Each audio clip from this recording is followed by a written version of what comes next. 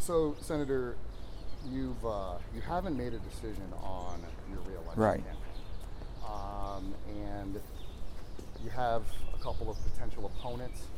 Uh, why haven't you decided what's in your Well- mind in terms of when and if you're going to run?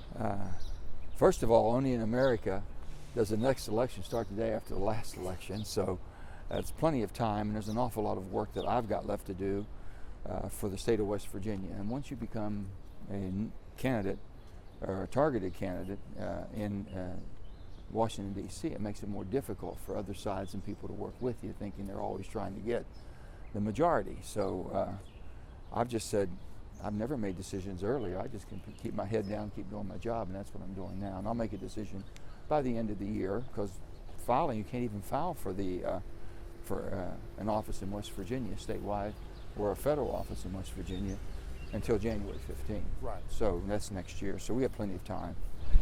Right. But in terms of the fact that Republicans are certainly targeting the seat. Sure, I understand. They want to raise a ton of money to get you out of there. Yeah. And wouldn't it be better for you if you declared earlier rather than later? I just don't think so. I don't feel that way at all. I never have. And on that they're going to have a very spirited campaign primary themselves. Mm-hmm. You know, between right now the two announced candidates are Governor Jim Justice and Congressman Alex Mooney. Mm-hmm. So that's going to be a very contentious race in itself. And with that, we'll just have to wait and see what happens. Sure. What's your drop dead date to make that decision? End of the year. I thought by the end of the year I'd be making that decision. But I'm not rushed to do it, you know. And West Virginia politics, things have changed a little bit, so it makes it a little different on the Democratic side, if you will. But we'll see what happens. But the bottom line is, right now, the Mountain Valley Pipeline is very important. That's going to help our state tremendously. It's going to help our country with energy security. Plus, we're working on energy hub. West Virginia is just an energy juggernaut for the country as far as the amount of energy we put into the market. And we've got to continue to do that. And we have a lot of good people that are dependent upon me doing my job, and I'm going to do it. Is this going to be, potentially, if you run, will this be the most spirited, financially rich, expensive race you've ever run? It could be. That's what I've been told. But they're all spirited, trust me. I bring out the spirit in everybody, I guess. They're all very spirited, and I've always enjoyed a good campaign. I've had a lot of them. And the people in West Virginia have been very kind to me and very supportive. So, you know, it is what it is, and we'll have to wait and see what evolves. And I've got decisions to make with me and my family, and also what I can do to help my country. That's a big thing, too, and I'm really concerned about the direction we're going as a nation. We're getting further and further apart, and it's really not who I am. Right, you've talked about being a centrist, and but yet your state has become more red, as we've talked Probably one of the before. reddest states in the nation. Well, absolutely. But yet you still remain popular there. How have you maintained that popularity, and how can you parlay that into a victory come 2024? Well, I don't think that they've ever looked at me as being a hardcore political person, as far as all Democrat, all Republican, anti-Democrat, anti-Republican. I've always been just pro-West Virginia, and now just pro-government as far as our country, and defend my do my job as my oath of office I take, and defend my country. So the bottom line is, I'm not looked as that hardcore partisan willing to fight all the time. I've been looked at for over 40 years in the political process. How do you bring people together to make good decisions that help people? That's it. And that's all. That's what drives me. And I think people pretty much know that my main interest is that my state and the people that I represent are treated fairly and have opportunities. And on the other hand, you never get anything accomplished by always being against the other side. I've always said this: I've never met the first person who's always wrong. I've never met that first person who's always wrong. You've got to work with people to find out what they have to contribute, because I think anyone in public service truly in their heart want to contribute something. You just got to make sure you work hard enough to find it. How much do you have to raise to be successful? If you you know, were a guessing man, a betting yeah. man, how much would you have to raise in this upcoming race if you decide to run? There could be upwards of $50 million aside being spent in a little state like West Virginia. Take Montana, take some of the smaller states that have had very contentious races. The amount of money they spend is just horrendous to be in that position. So I don't know. It's a shame money has basically captured the whole essence of what we should have: good ideas, good policy. How do we work together? What should we do to fix things that aren't working the way they should or are broken, and all the challenges? When you've got inflation running rampant, when you have basically a lack of an energy policy, you have a lack of a border policy that secures our nation but yet creates opportunities that people want to come here to work, just common sense things. And then we get involved in all the social issues that just basically drive people and tear them apart. So let's talk about the possibility, and I don't know if you're seriously entertaining this, running for president. What are your thoughts here? I mean, there's been talk that you should not run for re-election, that you'd lose, that you should run for president, even maybe take on Joe Biden or run as a third-party candidate. What are your thoughts there? First of all, I've never been afraid of losing any election I've been in. I never wanted to lose. I'm a very competitive person, but I've never been afraid, well, you shouldn't do this because this might happen. You might lose. There's always a chance of losing in any election. You always run, there's two things: you run scared or unopposed. And I've always been opposed. So I've always ran to where I had to work hard. But I never was afraid. If I could get my message out and I could explain. I lost one election in 1996. I'll never forget that night, my son sitting with me on stage, and I saw the returns come out. I knew it wasn't going to be favorable. And he was very upset, and everyone was upset. And I said, honey, listen, we've won a lot of elections. We're going to lose this one here. And it's no one to blame but me. My name's on the ballot. Nobody else's name was on this ballot. I just didn't get my message across, that's all. So I didn't think I'd get involved anymore after that. But then I was pulled back in. People that opposed me then came back and supported me, wanted me to stay involved. It's just, the dynamics just changed completely. And that happens in the political process. So we're talking about, I'm concerned about my country. I'm concerned about our beautiful, wonderful United States of America being able to come together, or are we going to be split apart so horrifically bad, the way things are going, that's going to cause some kind of a turmoil that maybe we can't control. I'm concerned about that. I'm concerned about the rule of law. I'm concerned about the whole process of justice, and basically, you know, and the eyes of Madam Justice is blind. She's not supposed to know who we are, what we look like, how much money you got or don't have. Just do the job. And when people start questioning that, and the only fair election is the one you win, the only law pertains to other people, not you, and you're denying everything from the standpoint of this didn't happen, it didn't happen that way. Well, I was there January 6th, it happened.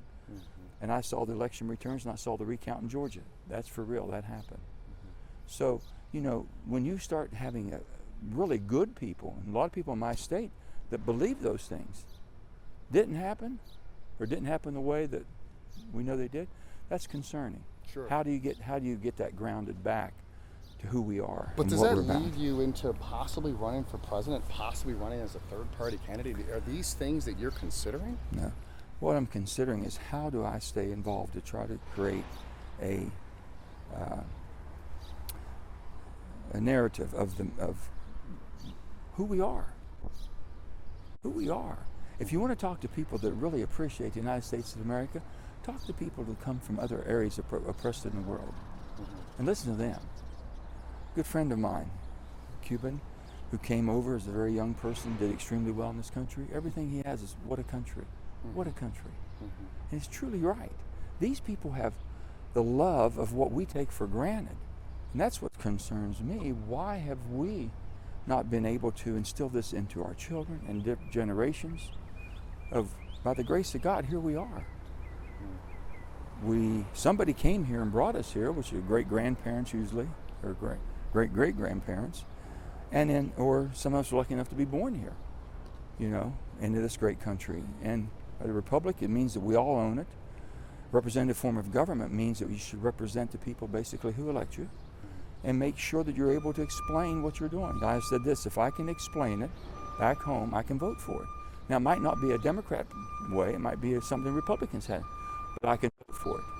So as long as I can explain it.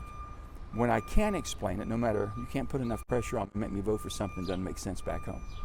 So I feel that way, and I think that's who we are as a country. If it's not good for my country, you can't make me say something different or believe something different when I know who we are and how we've gotten to where we are. Has Joe Biden done a good job as president? What are your thoughts there? I mean, the fact that you're even considering running for president. Well, let me just say this, that I think that everyone should do a prayer every night that you pray for your president to succeed and do well, no matter who it is, whether it's someone you like or you know or you don't know, a different political party.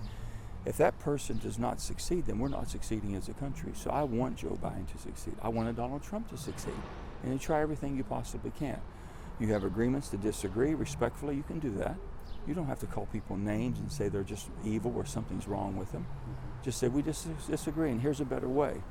But to be against something because for whatever other reason and you have a better idea, if you don't have a better idea or a reason that you're against it, then keep your mouth shut. Don't say anything. Just say, hey, just don't agree, But the bottom line is, so I've been able to work this administration to a certain extent. There's things I agree and there's certain things I disagree. And with that being said, we don't know what plans lie ahead right now. We just don't know what that's why I'm saying, can't we wait? We have a whole another year and a half. Right. So there are a lot of things in your mind on what you could do. You could possibly run for re-election. You could possibly run for president. Right? Or possibly retire. Or possibly retire. Retire. How would you feel about that, retiring? Well, you've been in public office for a long time, sir. The majority of my life. The bottom line is, I think, until my last breath, I'm always going to be involved in trying to improve things, make it better. I think my love of my country and the love of my West Virginians and who I am as a person, I always said this, you are who you are by who raised you, how they raised you, and where they raised you. And that's never left me. The little town of Farmington, roughly 500 people or less at times, and it's just kept me grounded. As I was raised by a lot of wonderful people who I knew in my life. I always had unconditional love. No matter how bad I messed up, whatever mistakes I made, there'd be someone that loved me. Children don't have that today. Sure. They don't have that strength. So I'm concerned about that. Education, how we raise an educated populace that's able to take us to the next level. All the different things and the challenges. But basically the freedom and the entrepreneurial spirit that we have as Americans, we can figure it out. We can make it happen quicker than anywhere in the world. Sometimes government gets in the way and prevents that from happening. And that's been a hindrance, whether it be permitting, can you build anything in America until you meet the challenges? And using the might of our nation is basically the strength of who we are as a people, not just the strength of our military. And the reserve currency of the world is US dollar. That's a tremendous tool that we have. That means you have to have confidence. The world has to have confidence that you are the secured investor, you're the secured banker of the world. And that takes a lot of work. So Jim Justice, he says if he runs against you, he will win easily. The polls show, some polls that I've seen show he's up as much as 22 points. What are your thoughts here? Are you really down that much? Is the state really changed that much to where you'd be in danger?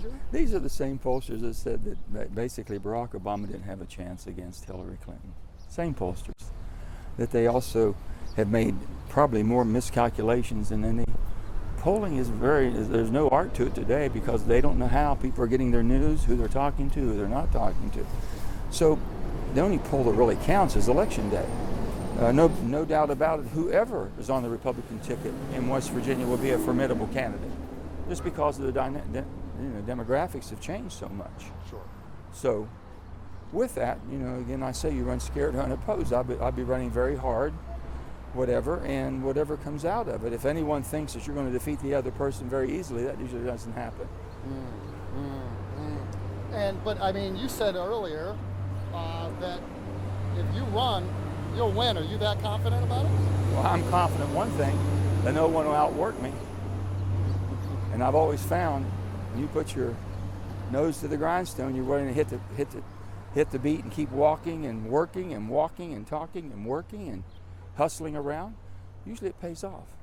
Do you feel betrayed in any way or disappointed in any way in Justice, given the fact that he started out as a Democrat, he used your machine to get elected? Not really. It is what it is. It's politics. I guess we all kind of know it's not the most honorable profession in the world anymore. It should be.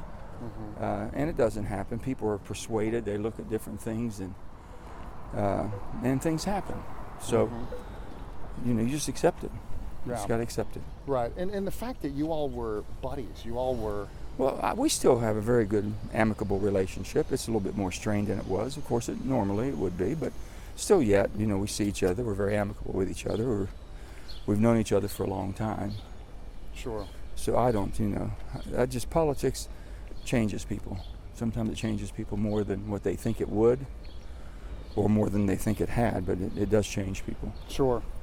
Let me switch to D.C. Mm-hmm. You voted to rescind the criminal code. Republicans have taken a lot of interest in the District of Columbia. I know you've said in the past, our residents are people getting the bang for their buck, basically, for the tax dollars that they're putting out. What are your thoughts there? Is D.C. just too liberal of a city? Is that part of? Well, it's a different makeup. There's a lot of opportunities in D.C. that a lot of the towns don't have. With so much government, and a lot of opportunities with good paying jobs and benefits, which is we used to see in places like West Virginia with good manufacturing jobs and things of that sort that had left. We're trying to bring them back. So with that, my goodness, no, it's a wonderful city. The bottom line is they might be a little bit more relaxed than where I come from would expect. Crime is a crime, and if there's a punishment from the standpoint, I just think there could be a lot of services that people could be giving to pay back for society if they have committed a crime, other than, and I know they talked about the nonviolent crimes, but there's a lot of public services could be used and needed for that. Why did you vote to rescind the criminal code? I just thought it was much too liberal, and even Mayor Bowser, she even thought it was wrong. I just thought it was just too much. People that basically had a gun violence and this and that could basically walk free. Sure. It just was too much. And the election laws, that's now up for a possible vote in both the House and maybe the Senate. What are your thoughts? I really haven't gotten into that much. I really haven't. I will be briefed on it when it comes to should the district have Congress micromanaging it? Is that something that concerns you? The district was created for a government district, and it just has morphed into what we have now, a wonderful city within this confines, and it's basically been chipped away at different times over history. It's a difficult situation. This is so intricately part of who we are as a country. D.C. When you think of D.C., you think of the government. You don't think of an industrial city. You don't think of basically all the wonderful things people do here. And so it's a lack of knowledge, really, that needs to be, I think, basically education more. Last question. Talking with people all over the country, Democrats especially, they're angry. They say that, you really are a Republican. You're not really a Democrat. No. I know you've called yourself a centrist. I'm an American. Or an independent. I'm an American, I'm a very independent American. When you hear that criticism, how does that make you feel, particularly when it comes to looking at your votes? Your votes, when you look at them, they do show a centrist. They do show someone who's balanced. Talk a little bit. But I've been that way my whole life. I've never looked at voting in the bill because it was a Democrat bill or a Republican bill. If it made sense, again, if I could explain it, I'd vote for it. A lot of the things that I voted for, basically, I thought would help, and if I made a mistake, I'd go back and try to fix it. But I've never intentionally made a mistake trying to harm somebody or protect a political party. I've never done that, not that I know of. So I have Democrats upset with me, and they say, why don't you change and be Republican? They'd be upset too. If you're an independent, my mind is always independent, what's best for my country and my state. They both might get upset, but they both basically said he's always voted that way. So when it became a 50-50 Senate, they thought, okay, now we really got it. We're 50-50, everybody's got to stick together. I said, guys, I haven't changed. I'm still the same person. I'm going to vote the same way I have. So people that got upset with me when it became just one vote switch, or maybe sometimes just two votes that switched, that didn't give the Democrats a total control. We got a lot of good things done because people knew we had to work in the middle. So when they talk about how bipartisan that Congress was, we had 50-50 for 2 years. It was bipartisan because we just didn't flip over and just go for everything the far left wanted or the Democrat were pushing. And you never switched more to the right because your state shifted to the right. Some of the stuff I can't explain. You just can't. Just the social changes that they were forcing upon people. It wasn't. People are going to make their own decisions. You're not going to force someone just because of a law or politics to take a different position on things that are very near and dear to them. Could be their social approach to things, how they feel about themselves and people around them, and their religion and all these things. That's just not for us to get involved with.